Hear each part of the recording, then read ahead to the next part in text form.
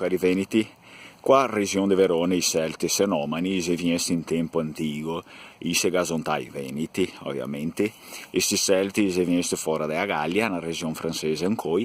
anche i era conosciuti come Gali Senomani, della città di Le Mans, e là, io so capitale, luri, io chiamea Vindinum. Qua luri i veneti si frade un sa, i che fornì a me cavalleria che i romani i aveva visto in te sua vita. Questa cavalleria è stata parata per aiutare in te battaglie contro invasori più al nord. Per di solito è gente che abituasi a dire che i veneti erano alleati dei romani contro i celti, ma non so mica se potrei dirlo proprio così. Ovviamente perché non è solo che una tribù celtica, ma erano diversi. I celti senomani, per esempio, erano amici dei veneti,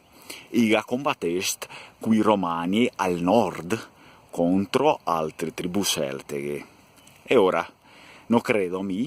che è proprio giusto dire che i veneti erano nemici dei celti, così come non credo che tutti i veneti sempre siano stati amici dei romani, anche perché col fin della seconda guerra punega i celti senomani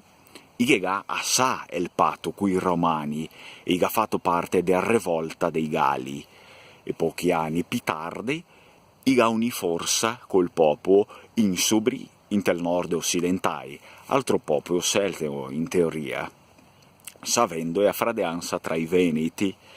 e i celti senomani è un po' facile da pensare il punto di vista logico che anche che una gran parte dei veneti che si mantengono fedeli al senomani. Una gente che dopo di tanti anni sa che fa parte del DNA di un mucchio dei famiglie venete, ovviamente.